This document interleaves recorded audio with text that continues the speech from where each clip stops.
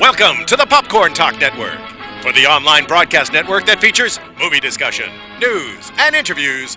Press 1. Popcorn Talk. We talk movies. From the Popcorn Talk Network, the online broadcast network for movie talk, this is Otaku Movie Anatomy, breaking down and reviewing some of the best and worst in the animated film genre. Is its power level over 9,000, or is it just another Yamcha? Find out now on Otaku Movie Anatomy! Oh, play the sad music. Oh, there it is.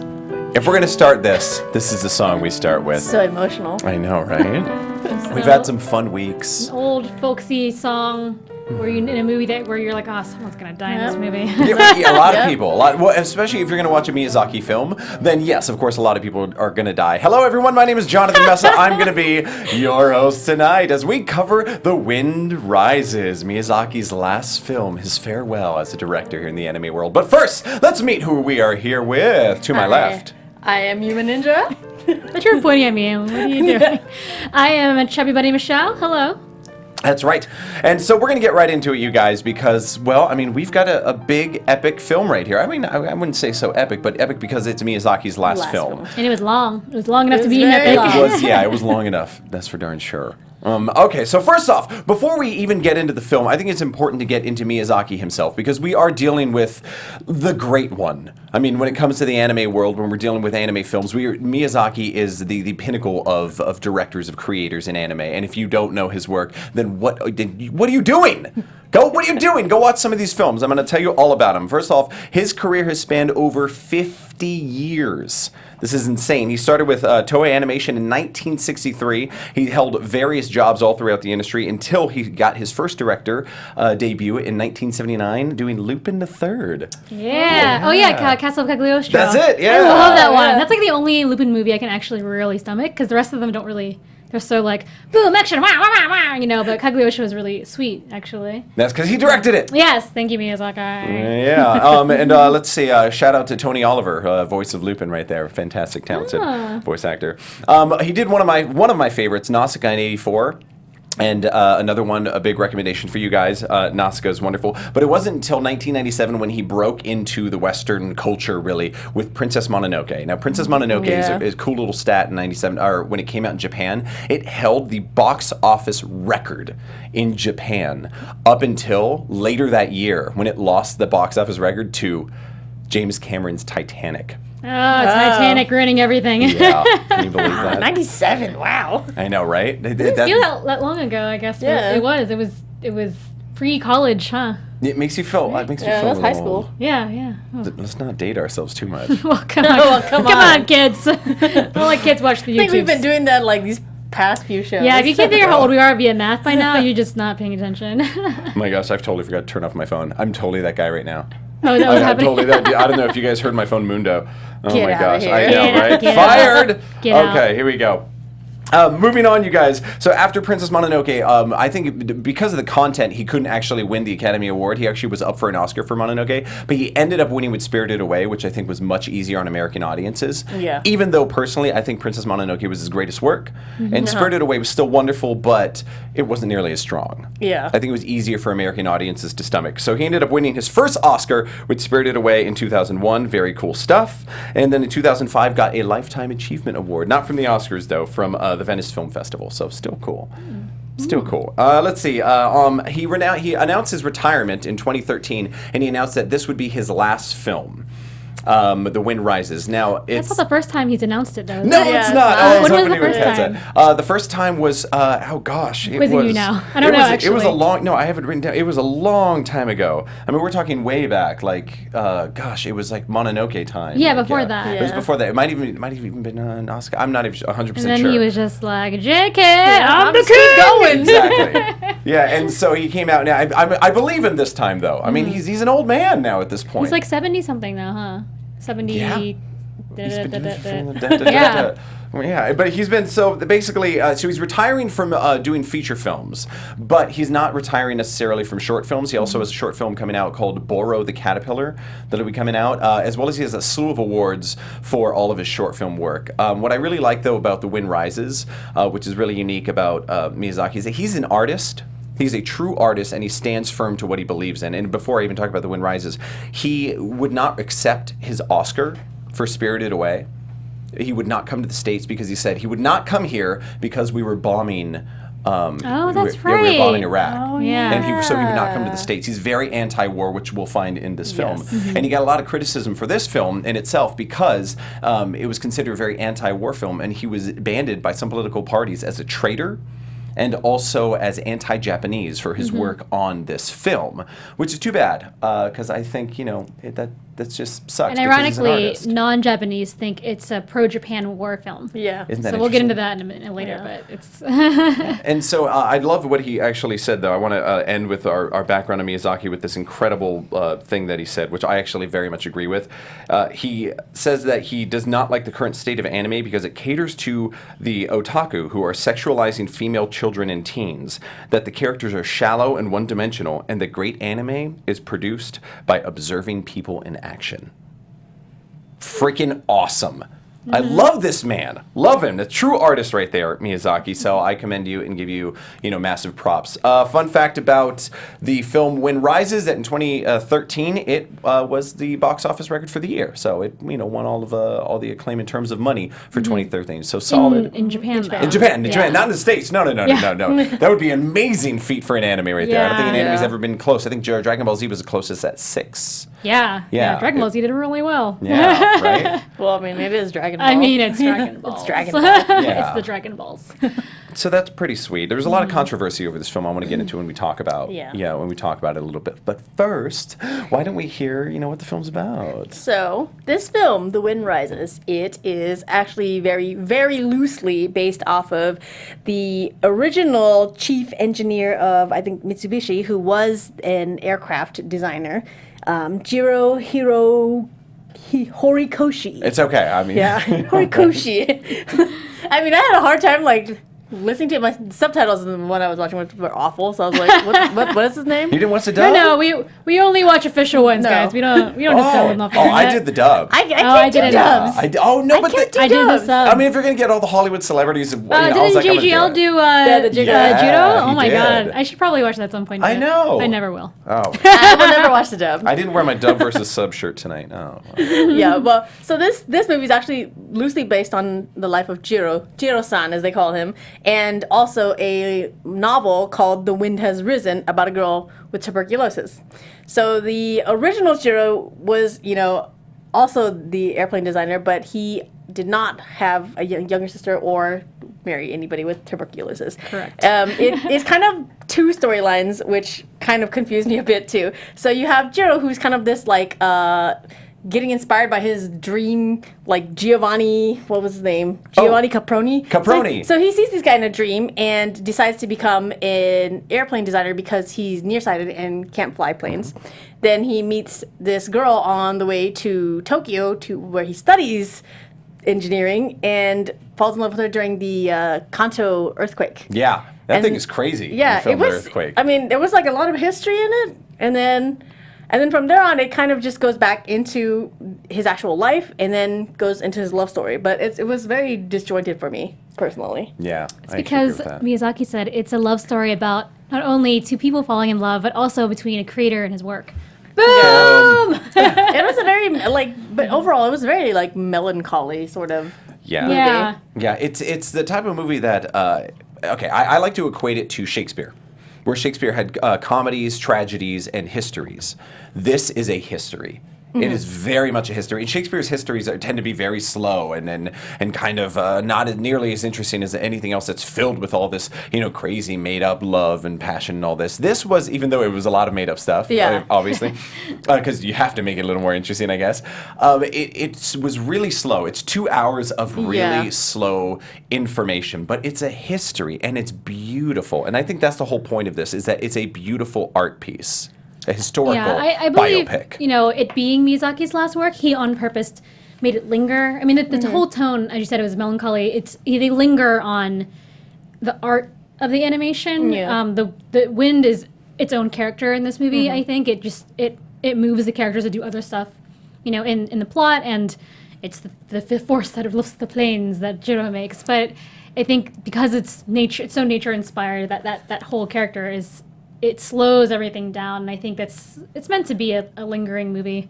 Yeah. You're meant to finish the movie and be like, I could have done without the tuberculosis part, but like the part the history they kept, because he invented the most used fighter planes during World War II, and a lot of this focused on just kind of his early life while he was building these for the Japanese army, and how he's not for the war. He's kind of like I think he was most famously, it wasn't in the movie, but I think one of his most famous quotes, which was really long, was just something about how he regretted having these kind of beautiful things being used for the ugly parts of humanity and stuff like that. Yeah, they touched upon that at the very end. Yeah. When he was when Jiro's into that final dream that he had a gosh, what's the word I'm looking for? He was just unhappy about the fact that his planes were used in such a way. Yeah. But, of course, Caproni says, but you have accomplished your dream. Yeah. Essentially. Yeah. You want to hit it? I was going to say, I guess I can go out of order, but yeah, let's do it. So, one of the biggest theme in this, the obvious thing, which I was not going to do first, but I'm going to do now, is that, is dreams in creation, and the results of having a dream and the results of achieving your dream is not always super great. Yeah, right? It's very real. The whole thing with, the whole parallel you can see directly is Jiro and then also Miyazaki and his journey. If you have any kind of creative dream and you've achieved it, when you're finished, you don't feel like you've done anything really amazing. You're like, well, now it's over. Like, what's left? And I think in a way, this movie, it shows, not only Miyazaki's feelings about, this is my last thing, I'm done, this is how I'm going to feel afterwards, but also, that he feels that, Jiro and having his creations, his dream used for a negative purpose that he didn't intend. Also, in the same way, Miyazaki is, he was running a film studio. He had to do a lot of things he didn't want to do. He had to sell tickets and make money. And he talks about it some more in, a different essay he wrote that basically you can dream really great things and you can achieve your dreams, but someone's always going to take it out of your hands in the end. And you have to just appreciate it for what it is. And I think that's why... what's her butt dies. Sorry. Naoko? Was it Nahoko? Nahoko. No, there's an extra hole in there somewhere. But, I think it's Naoko. That's what I looked. Okay. That's what. Naoko. So I think the point of her, dying is, Jiro's dream. It becomes, it's his plane achieving that dream, but also later his other dream is that is achieving a love. So he achieves love, but both of these things, like his plans, his love must also go away. But you have to appreciate it for what it was. And I think it's just Miyazaki trying to double reinforce, his feeling that you can create something, but shit's gonna happen. There's the whole concept with creativity and artistry in general that it's not the end result that you're seeking, but it's the process. Yeah. And the process is the most important part of what you're doing as any artist. And this movie definitely holds true to that. It's the process and the journey. Because at the end, it's like you said, it's like the end of the movie The Graduate. Have you guys ever seen the end? No, it's crazy at the end. He so it's this huge tumultuous moment where he's banging on the windows to get the girl he loves, and then she's in the middle of her wedding and she runs out of the wedding. Oh my god, I know what you're talking about because it's been parodied so many times. Yes, so she runs out of the wedding and then they run off together like they're gonna have the greatest life, and then they jump on a bus to get away from the people chasing them, and they get on the back of the bus and they sit there and go, oh, I've seen that parody before. It's just quiet and awkward. Yeah, it's what happens now with our lives. He did give us a little something though. When Naoko comes to him and says, live your life to the fullest. I mean, that's a little nice touch. That's something different. It's like, in this movie, Miyazaki's not really one to pound things down so hard. As we say, show, do not tell. Yeah. But, at the end of this movie, spoilers, there is a kind of an epilogue, and so... Jiro has just finished proving that his plane design works, and then it cuts, and then he's like, oh, the wind changes because he realizes that, his love has... she probably didn't die, right as she got on the train, but, she's gone for him anyway. And then they go into this epilogue where he has a dream where he's talking to that dude... Caproni. Caproni. In his head. He's having a dream about it. It's a bad, Caproni. And Caproni says, It's horrible. Caproni says, I'm seeing you here in our dream again. And then Jiro says very directly, is it, I can't tell if this is a dream or if this is, he says, Jugoku, like, Jigoku Tani, like if this is like a hell valley. Is this the dream or is this like my worst nightmare? And then he goes on to say, because my planes got used for, bad things, etc. And yeah, I mean, because there's after in the film, he even says there's no more. It must have been happening like way after that. He says there's no more. My Zero planes are all gone. Like no more exist. They're never made again. And like that was his dream, and it's just over. So it ends so like Jesus Christ. Why have dreams? Why have them? And I mean, you're right. It's very bittersweet. It's incredibly bittersweet, and all of his planes. You see the destruction of them and the destruction they cause, and it's actually pretty, like heart wrenching. They flash to a scene of just broken planes in a giant pile, and it's definitely supposed to be post-war. Yeah. And I think I heard that Miyazaki in an interview he said that the idea for making he did a mini manga from the story he read that someone else read, I believe. Yeah, it's from the original one, which is like the wind has risen. Right. So he did a manga off of that, and the reason he wanted to is because he had heard that in Jiro's diaries he wrote that he was just really like kind of sad at the end of his life and just wrote, I just wanted to make something beautiful, and then that's Miyazaki really resonated with that, and that's why he chose this as his last film. Yeah. The original, the actual Jiro, not from the movie. He actually went on to become a professor and like taught a lot, and he spoke out a lot about like against violence and anti-war stuff. So I mean, it really kind of resonates with the tone of the film. Yeah, and Miyazaki himself, Miyazaki is a very anti-war person. I mean, like I said, he wouldn't step foot in America because they were bombing Iraq, and even this movie itself has very strong undertones of being anti-war. It's fascinating. It reminds me of sort of like also. So I made a reference to Shakespeare and now Chekhov, a Chekhovian play, because all the action happens somewhere else. So the movie feels really slow because like all this action is happening because war is happening, but you're just like with the lowly engineer who's like, hey, I noticed I kept worrying. So before I saw this movie, I knew it was about the war, and immediately I'm thinking like Grave of the Fireflies. Oh God, everyone's gonna die. And I didn't want to see it. And then I watched it, and I was messaging Yume at the same time I was watching it, and I'm like, oh my God, only one person died. Like it's one. Technically, you only see one. You don't even see her die. No. You just know that his wife dies at the end.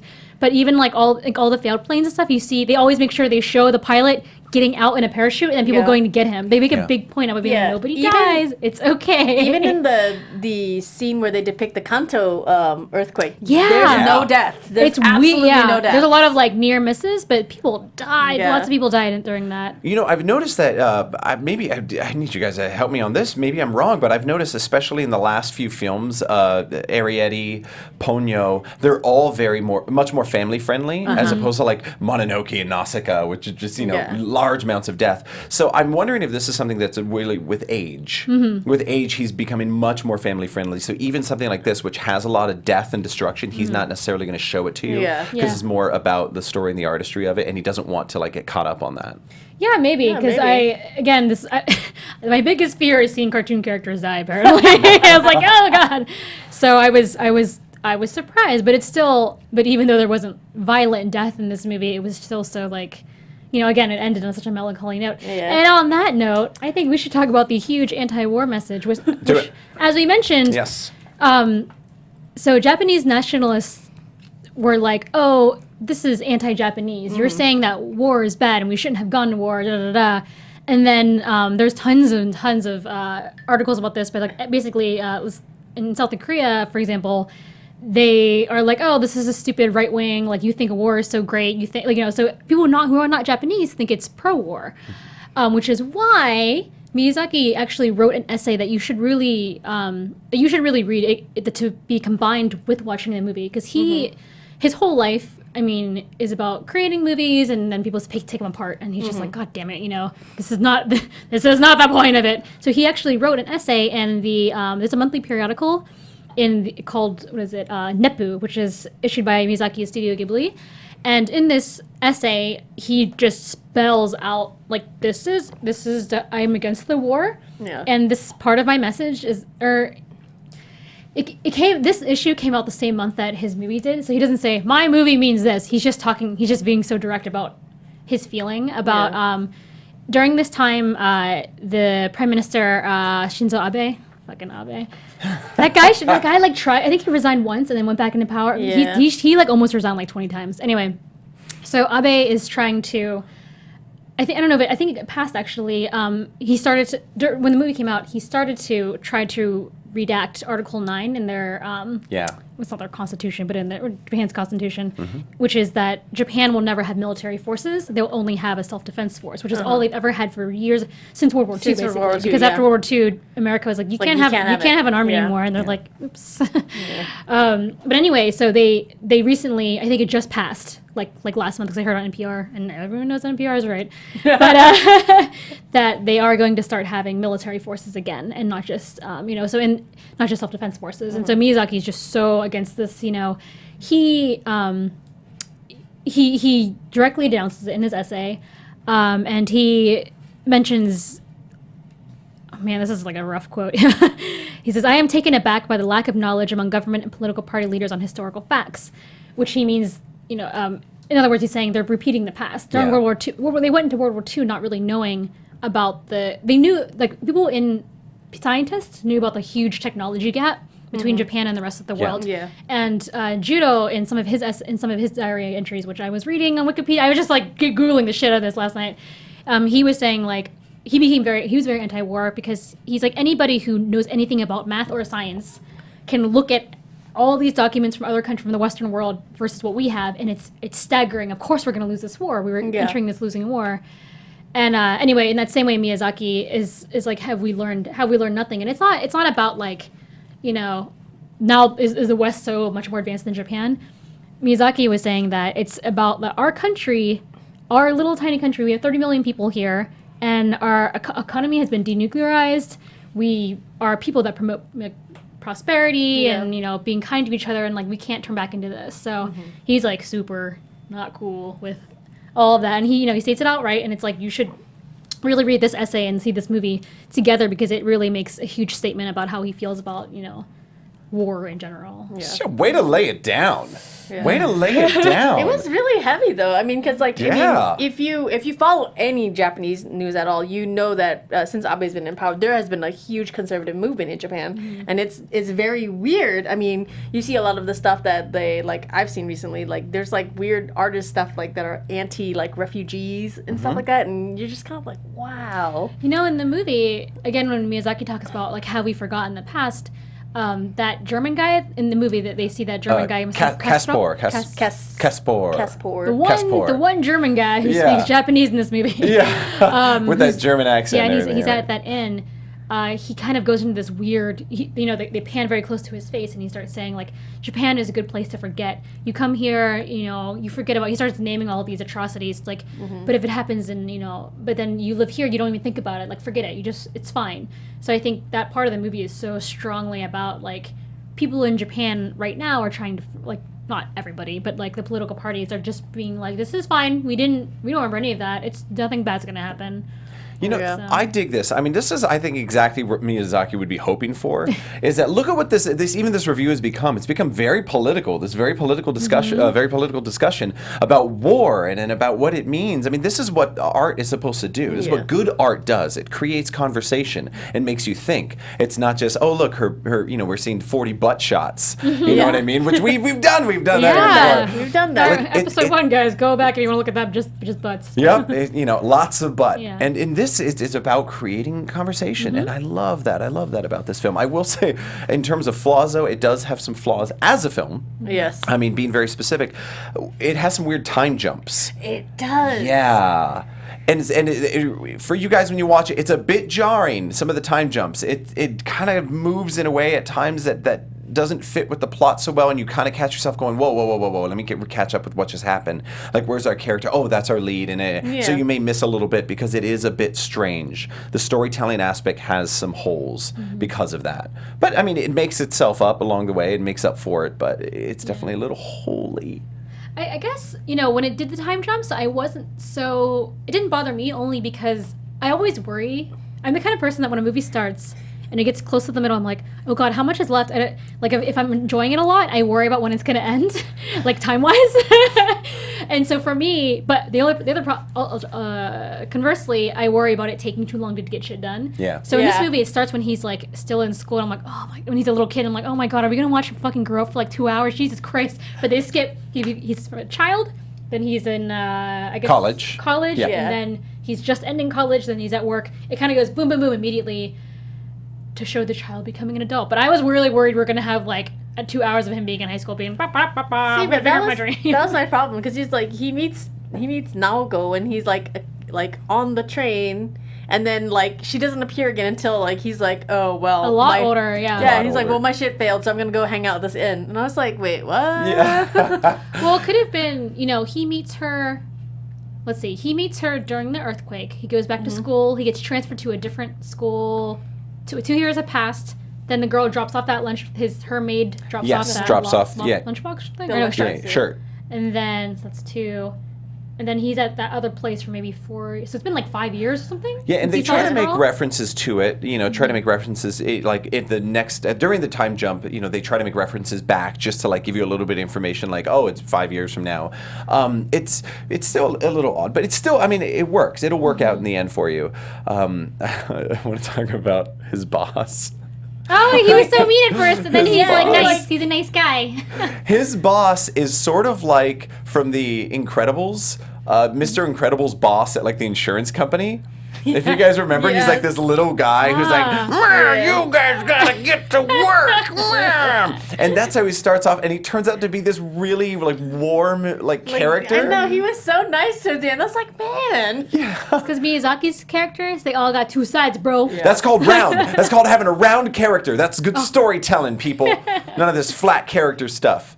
Oh, but on that subject of the characters, it is interesting that because of some of the time jumps, you don't get to really delve into a couple of characters that you should feel more for, like Naoko and her passing. I wanted to feel a little more for her, but I didn't get enough of her because of the jumps. In Caspar as well, you get this much of him, which he's that old lady Bobbity character from all of Miyazaki's films. Yeah. Like the old lady with the big nose. That's like the character in this film, which you'll see that character in every film that Miyazaki does.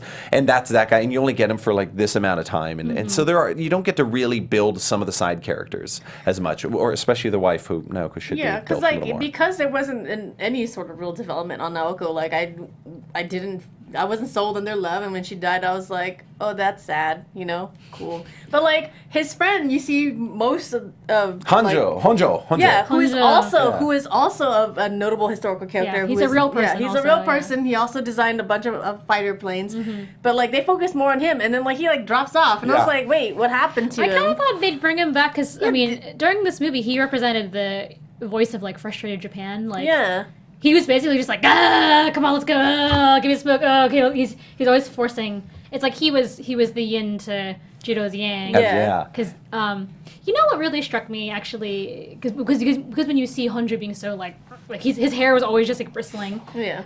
Is that Jiro's character, the way they portray him even from the beginning, like he has like a slight lisp in his voice. He's so polite. Like he's like I am a straight A student, and I'm what did I lose? It's oh, that was my phone. That was my phone. But he's so like straight laced and polite, and I think they just try to make him overly perfect so that you can see he did not want to make war. But I don't know. Usually that would annoy me, but it's like he was so likable. Like he just really wanted to get his job done. Yeah, even in the dub, they had Joseph Gordon-Levitt doing it. JGL, yeah. And you would never guess because in the dub, during the whole time he's very monotone. He's, hey, yes, I like to make planes. Yes. And he's kind of like that. But you're right. For a little while, I was like, oh gosh, he doesn't really have a whole lot of emotion going, but. You love him. You love him. It's very likable. He's a very likable, lovable character. It's like you look at him and you just see. You don't have to hear him say anything. You can hear him. You can like see him thinking and see how he's getting to conclusions. And they only show him like that one scene where they show him teaching a creative seminar on how to design planes. To a bunch of like students who are all like rabble, oh, yeah, I love that. Yeah, I love the rabble scenes where there's like these guys just going rabble. That happens a couple times. There's a lot of rabble scenes in this movie. Where the people are, I was listening close, like they're not even speaking languages. They're just going, hey, like they're just making noises. Like the teachers from Charlie Brown. Yeah, but anyway, that scene where he's teaching the other students, how to design planes. He's really lit up, And I think that's like the most emotion you get out of him. And then also when he hears that's his most emotional part. And then also when he hears that Naoko's lung had collapsed, I like died because he did that puffy thing where in Miyazaki movies they just when they're really upset and they breathe in, their whole body gets bigger in front of their face, and then water comes out of his eyes. And it's a really intense scene. Like when you get to that point, the blood that comes out and the music behind it, which the score is really nice. I love the score to this. The blood that's just pouring out. It's sort of like when in a Miyazaki movie in Ghibli, from when they cry and just tears and the tears flow out. Just puddles coming out of their face. Yeah, the blood was the same way, and that was really intense, and the music behind it was powerful. But yeah, you're right, you got to see Jiro's character kind of explode with emotion, which you rarely ever see in this film. It was strange to me, though, that, like, she was fine after that or whatever. Like, there's a dramatic scene, he, like, runs to Tokyo, they, like, stop a bus so he can get on to get the express train to Tokyo. He gets there, and she's like, I mean, we all, like, the audience knows, like, we know she's dying, and she's, like, playing it off. But then after that, like, it's kind of, okay? I don't know. Like, she doesn't die for, like, a long time. It's one of the issues that I have with the movie. It's like you get these really emotional parts, and then you're just like, okay, well, that happened. Yeah, you know? he gets all the way to Naoko. He runs through the garden because it's faster. The garden is faster than going through the front door. That's a fun little line. And he gets to her, and then he's like, oh, good. I'm here. I love you. I love you. Okay, that's great. I got to go back now. I got to go back to work. Collapsing, but gotta go. Yeah, he was like, oh, father, he has to leave now, right now. I'm like, but you just were here for like 10 minutes? Or I'm sure some time had passed. I was kind of like, did you guys just make out? I kind of thought, because they're kind of like panned away, and I was like, oh, I don't know what happened here, guys. He impregnated her in that minute right there. In real life, he had 3 children. His wife did not have TB, and he lived a very long life. I think he died at maybe 80 or something. Yeah, he died of old age. But I feel like TB is kind of the equivalent to, like, in Korean dramas, everybody gets leukemia. You know, like, TB for Japan is leukemia for Korea. Like, everybody, like, seriously, in Korean dramas, everybody's like, oh, I'm just gonna die this beautiful death from leukemia. I feel like a lot of, like, when it's tragic in Japan, they've got TB. And I'm like, where does this obsession with tragic TB come from? Tragic TB. Tragic TB. TTB. Didn't somebody else in a Miyazaki movie have TB? Didn't they infer that the wife had it in Totoro? I think so, yes. Because the mom's like away and they go visit her somewhere. And she had TB? I think people thought she had TB. Internet, tell us if she had TB. Yeah, you guys. Please, I'm looking at the chat room, by the way. Thanks for engaging. This book that part of The Wind Rises is based off of is about a girl who lives in a hospital that has TB, which has been adapted, I think, 2 or 3 times into other films other than... So I'm almost like, why? Is TB just like... in the air in Japan? Like, everybody gets TB? You know, I'm one of those really neurotic people that after I watched this movie, I started Googling. I'm like, what? I was like, what is tuberculosis? I looked it up, and I was like, oh, it's really contagious. I'm like, can I get it? Do I have it right now? No, no. And my husband is immediately like, just stop Googling. Yeah. Stop WebMDing. Go to bed. If you have TB or not, Michelle. I'm sure that you do not have TB. I had a lingering cough, and I thought it could be TB. Guys, don't go to WebMD ever. Oh, no, WebMD is just like, it could be nothing, it could be cancer. Yeah, it's almost always cancer in WebMD. You go to WebMD to think the worst of any sickness that you have. Oh, I have an itchy back. Oh, yeah, you have AIDS. I'm sorry, yeah. That's how you know. Yeah. There's something in this film that made me laugh, and it kept catching my attention through... Well, it kind of stopped, I felt, later in the film, but maybe I was just used to it by that point, was that all of the machines... and even the earthquake had, like, human voices. Yes, yeah. Like, when the propeller would go, it wouldn't sound like an actual machine propeller. It sounded like a guy going... Yeah, they were all very cartoony sound effects. Yeah. Everything. I noticed that, too, and I'm like, is that what old-timey things sounded like? Or is this... I think it's because he wanted to give it some sort of, like, human element to everything that happened. Yes, so even the earthquake. As if it's like a person. Because the sound was like, it was like, hum. Like, some guy was just saying, like, hum. Yeah. It was an artistic choice. Totally. And I caught that because the earthquake went like, it was like a guy going, hurrah! Yeah. Yeah, and so everything was just human. Like the wind. Just like the wind that rose and rose. The wind that was literally someone going... Maybe. I totally felt there was a couple times they say it in the film, and I thought about you when I was watching it. Your pet peeve Oh. Is Hey, the that's the wind? title. I thought it was gonna be something good. You thought it was going to be something good. But it was because early on in the film, when he's riding the train, he says, is the wind rising? Or, the wind is rising. And I was like, oh no. Michelle's going to hate that. The little girl says it first in Italian. It's Italian, French. Italian? I think it's Italian. Says it in Italian. He responds in her Italian. Everyone speaks Italian in this train, apparently. I was very like, this did not happen in real life. This little girl did not. They never say what their age gap was, but when he first meets her, people in the audience, she's like, a little thing. Mm-hmm. She's got to be like 8 the young or something. miss. Yeah. Maybe she was 11. Yeah, I'll give you 11, 12. Yeah. We could push. She wasn't like 17. No. Yeah. So he's what, if he's going to college, like 6 years older. Yeah. Yeah, It's not a huge it's deal. fine. Yeah. That's But big. that young girl, she knew her some Italian, and she knew to say it to this guy who also had read the same book as her.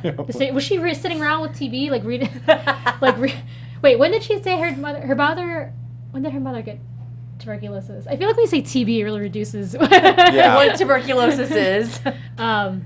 She She doesn't say. She just says like, "Oh, my mother had it and she She died." said she died 2 years ago. Oh, so maybe okay. she had it before that. Yeah. It's something about the voices also. When you're watching it, and if you watch the dub, there's a couple points where, they're speaking Japanese even though they're speaking English. So he's like, oh, you speak English, and it's like, oh, you speak. And so the translation will seem a little strange for you just because they are making reference to what language they're speaking, even though they're always speaking English. I don't know if that's confusing what I just said. In Japanese. Okay. Japanese is the same In Japanese. thing. Okay. Actually, I noticed when they didn't do the whole time when they went to go to Germany to visit the compound or whatever and look at the planes.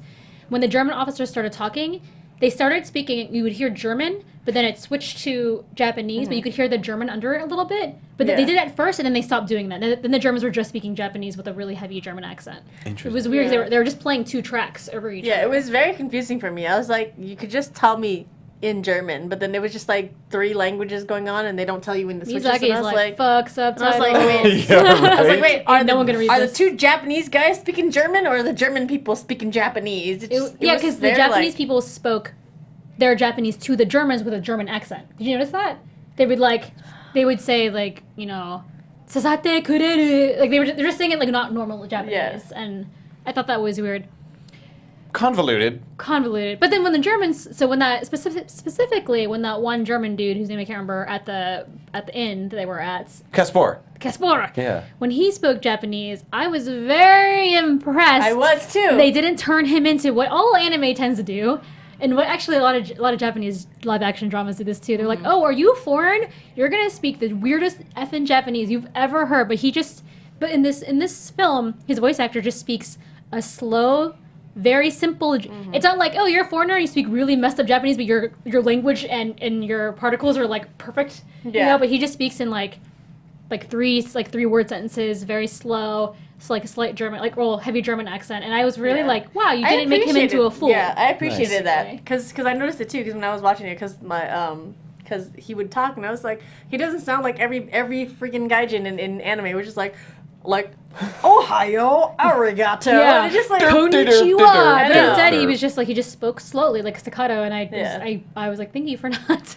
Gomen Nasai. Yeah. Yes, exactly. Nice. So I was like, "Thank you for not being racist." I know. Basically, as enough that is. Yeah. It's fascinating to hear the difference because you guys saw the sub where I saw the dub. It's really interesting. The dub cast had like Mandy Patinkin in it, which is fantastic. If you guys don't know, he's a famous Broadway star. You know who Mandy Patinkin is? My name is Inigo Montoya. You killed my father. Pretty close to that. Who is he? He's in it. Oh my gosh, I have to look. See, you're the worst. I know, right? I'm the worst. worst. Let's see. And also, gosh, they like. I think Elijah Wood was a small bit character also. Elijah Wood, Yeah, our they- brosa. Disney was like, "Well, you're just gonna throw the Disney dollars out." Oh yeah. I think these actors must sign contracts for like you must do so much voice acting per year, and you'll do it for each studio. Sorry, I was getting the legalese of it, but this is what happens when a studio allows an actor to do a major like motion picture. They also have to sign usually it includes some clauses like you must do these kinds of other films as well, which is why you end up seeing weird shit like. Elijah Wood in like a funny rom-com like a year later. Like what happened here? It's like it was part of that. You gotta pay the piper. You can't just. Yeah, be they in Lord of the contract Rings. you for multiple films. Like Jamie Foxx did Ray, and then he won the Oscar for it. And then the next film that came out was like Flight. But it's because they you're right. They contract him for 3 Not films. to or say 4 that being films. involved in this film for an American actor isn't a great, it's a great honor.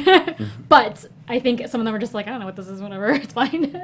Because there were some crazy A-list names attached to it. Big time. But there always are for Miyazaki films. Yeah. Ever since Mononoke. Yeah. Claire Danes. Thank you. She wasn't A-list back then, though. Yeah, but I have a big crush She on Claire wasn't. Danes. She had a big gap in her career. That was before her show post. That was started. post Romeo and No, Juliet, though. it was post My So-Called Life. No, but remember there was that gap between that and Fringe. Oh, Between all that, she did that, and then Fringe. she didn't do French. But it was post Or Romeo and whatever. Juliet. What's her name? What is it? Poland. Thank you. See where I'm at with Claire Danes. I know everything about her early life only. But anyway, Yeah. but the Japanese voice acting I think was outstanding as well. I had no the little lisp he had even as a kid was really cute. I don't know if you guys could hear it, but it's kind of like I can't really recreate it. He kind of like closes his end of a sentence with like his tongue. Yeah, in the dub, I didn't notice it. I didn't strike my ear. Versions. Yeah, I know. Oh, yeah, all right. Yeah, if you guys have seen this in either, let us know if you prefer the sub or the dub. If you've Yeah. seen a little bit of both, like we'd love to hear your ideas and thoughts on that. That's pretty cool. How about this? What about favorites? Favorite moments? Favorite lines? Favorite scenes from this film? I know mine. My favorite scene, I think because a lot of the movie dragged on, my favorite scene is actually in the beginning when he's on the rooftop with his little sister and they're looking at the stars and she's like, oh, why aren't you wearing your glasses? And he's like, oh, I see the stars better when I don't. And then you're like, oh, he's nearsighted or whatever. And then they're looking up at the stars and he's getting annoyed with his little sister, like you see him kind of like go into his like dream world where he meets Caproni. Caproni for the first time. But I thought it was really, really well animated, and it was a nice transition because it was the only time when he got into dream world where I wasn't like completely confused of like what year is this? What's happening here? That's nice. Yeah, some of the dream sequences. Yeah, I didn't understand what was The going one on. at the end where they're in that passenger plane and it's like full of people like bursting. I didn't get I it. not smart enough to understand? I mean, I'm sure it represents like he says, I'm done building my war machines. Now he's finally basically made his passenger plane. But didn't it fail in real life? Isn't that what didn't they refer to that? Yeah. Yeah, It was too big. Yeah. Or whatever. But in his dream, he succeeds. Oh, look, we're figuring it out now. That's why. Yeah. Because he just. But that's not what dreams are, man. You can't run around with your dreams and enjoy them all the time. Yeah, that definitely was one of the ones I was just like, what the fuck is going on? That definitely makes Caproni such more of a tragic character that in real life he'd never accomplished his dream. Right. You But know- in Jiro's head, he did. Yeah. But even in Jiro, like even though he accomplished his dream, it was used for purposes that he wasn't proud of. Yeah. So it just goes back into that like, well. Yeah, is this movie just really about broken dreams? I mean, it's not, I think it's about maybe the dream looks broken, but really you did it. So it's not, you should be happy. You just can't feel it because it's over. I think it's more like what Jonathan says, where just like you realize, like as somebody who's a creative or a dreamer, it's not really about the end result, but about getting there. The The process of getting there. Which leads me to my favorite moment, and I'm realizing why it is. Oh gosh, it's so great. When Jiro first enters his job at Mitsubishi and he meets his mean boss and puts him on an impossible project he already finished, he sits down and there's no talking. You just hear like kind of like like upbeat violin music, and you just see him thinking and looking, and like his boss is watching him as he like kind of is like drawing really intensely. Gets up, goes and gets reference materials, goes back. You can just it's like the tinkering montage.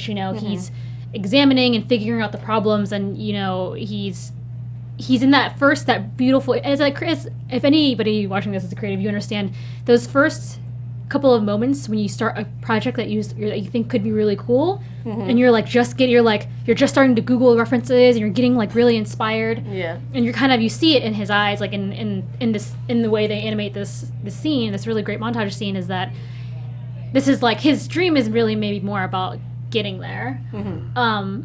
Because when you see how excited he is even when that first plane that he helps design crashes. He's still so he's like smiling a little bit, and his boss is like, no, this is the end. This is our time to get this contract, and now we didn't get it, and we can't ever go back and do this again. He's still like happy. He's like, I'll never forget this moment, because he's getting to his dream. He's not there yet. I love that line. I'll never forget this moment, even though it was like essentially a complete failure, Yeah. but it wasn't. It wasn't to him, though. Yeah. That's a nice moment. That's actually really beautiful. That's How about your Shava? What was your favorite animated moments? Oh, I mean, it's one of those things where I still don't even know 100%. Because the movie itself is so beautiful and so stunning. It's a gorgeous film to watch. It's so pretty and beautifully well done. I mean, it's going to be a dream sequence, and for me, it's maybe when they both climb up to the wing of the plane. And they're just standing off, sort of gaping out at the creation of life, like experiencing this moment together. I don't know. I'll go with that because the wind was rising. You know what's weird is that when your dream references that it's a dream, like when you have a real dream, like in real life, in that dream, Caproni says, let's go out on the wing. We can't do this in real life. It's a dream, so it's fine. And I'm like, whoa, guys, what's going on? Like the They entire, do it the whole time. Yeah, it's just like in the beginning, the first one, he's like, but this is my dream. What are you doing? He's like, oh, this is your dream? This is my dream. We're meeting together in a dream. And I was like, okay. Yeah. I like that moment a lot, though, because it said to me that you're not alone. Yeah, it's true. You're not alone in wanting to do this thing. Maybe somebody else wants to do exactly the same thing, or maybe it's just that we all have dreams. So together we are trying to do this thing, even if you don't really know each other in real life. You're kind of part of something bigger. Yeah. Making planes in this case. But Yeah, and it's cool to just That's call really reference sweet, to yeah. it. Like, your dream, my dream. Who cares? Let's go walk on a plane. This is what we're all here about. Oh, one thing I do want to mention, I totally forgot, is his little sister. What a progressive, cool thing they did with her about her becoming a doctor. I think she was like a nurse.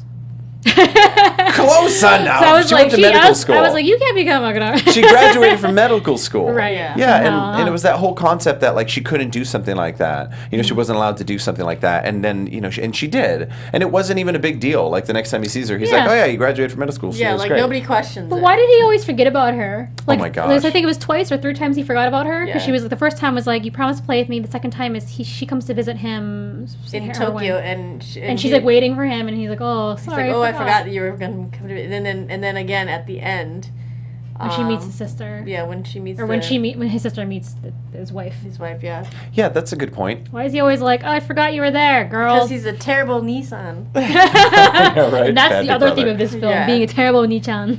Yeah, he really was. He was not a good big brother. Take that, Jiro. Like she loved, like Dreams. her sister, his sister really wanted to play with him, and he was like, Yeah. no, go away, be quiet, get out of here, and then doesn't really change when he gets older. Yeah, and it's to me it's funny because like the sister, even from the get go, like I think that's why I like the scene so much. Like she was really talkative and like she was very interesting from the get go, but then she kind of fades away. But it's one of those things that Miyazaki is very good at writing female characters. That even throughout the film I found her to be the strongest character. Yeah. Even though she showed up like 4 or 5 times only, she was the most interesting one. She had a great voice in terms of like being strong spoken. She followed her dreams. She said what she meant. Yeah, she's a Yeah. great character.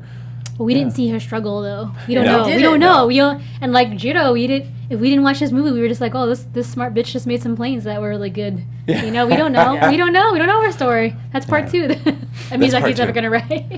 All right, guys. Well, let's do some final thoughts and of course, ratings. Oh, ratings. We're doing I guess out of 5 star. Yeah. Yeah, I don't know. I mean, I wouldn't even say this like as an anime movie. Like as a movie, it's like a strong like 4.75. Nice. The 0.25 is for like what the fuck is happening with this other stuff. Like just some of the weird artistic choices, which I guess are just artistic. I don't know. Maybe it's a 5, and I just can't see. I'm just not artistic enough to really. I don't know. It might be a 5. I don't know. I'm confused. Yeah. Oh God, Miyazaki, what'd you do to me? 4 3/4. 4 3/4. I think for me it's just a flat 4. I think the problems I had with the pacing and like kind of just disjointedness of it kind of pulled me out of it, which is I think is weird for a Miyazaki film because I expected it to be emotional and better than it was, but I think a lot of the times when the weird plot holes and the time skips kind of pulled me away from it and I couldn't really enjoy it. And then I couldn't connect with other than Jiro, I couldn't connect with a lot of the characters. Yeah, for me, it's a solid 4.5. I think the flaws I'm in complete agreement with. Yeah. However, being his last film, I think it was just a stunning piece of work. Yeah. It wasn't Princess Mononoke for me, which to me is a 5. Like if Yeah. you want to know, Exactly. a 5 is Princess Mononoke. This is a 4.5, and it's still incredibly good. But for a Miyazaki film, I think it was strong. Not his strongest, not his best. It's what he went out with, which is cool. It's what he wanted. Yeah, it's kind of what he wanted. So. And we got to hear his voice, so I got much love for Miyazaki for that.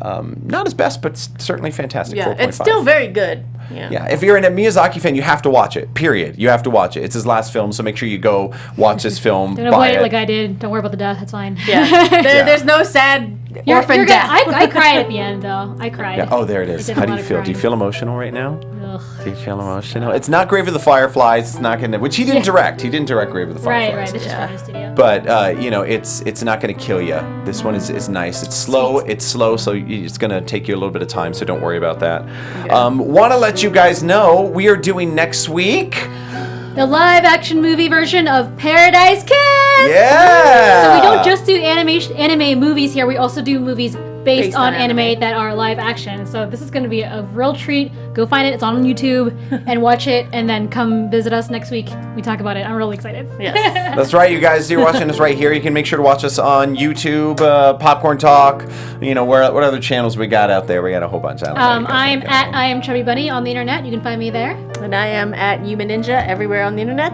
And I am at KaibaCat. You can find me on the internet, on Instagram and Twitter as well. Thanks so much, you guys, for watching this Popcorn Talk. We will see you next week for Paradise Kiss. Signing off. From producers Maria Menounos, Kevin Undergaro, Phil Svitek, and the entire Popcorn Talk Network, we would like to thank you for tuning in. For questions or comments, be sure to visit popcorntalk.com. I'm Sir Richard Wentworth, and this has been a presentation of the Popcorn Talk Network. The views expressed herein are those of the hosts only and do not necessarily reflect the views of the Popcorn Talk Network or its owners or principals.